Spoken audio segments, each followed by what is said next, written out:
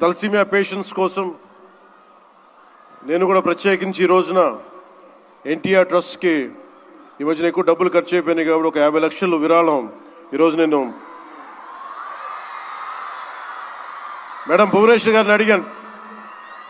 మా వాళ్ళ చేత అడిగిస్తే టికెట్ కొందామంటే 1500 రూపాయలు పెట్టి అక్కర్లేదు, మీరు కొనక్కర్లేదంటే నాకు మీరందరూ డబ్బులతో కొనొచ్చారు, నేను కూడా డబ్బులతో కాకుండా పుట్టిన వస్తే చాలా గిల్టీగా అనిపించింది. అందుకని భువనేశ్వరి మేడంకి నేను త్వరలోనే ఒక 50 లక్షల రూపాయలు తలసీమియా పేషెంట్స్ కోసం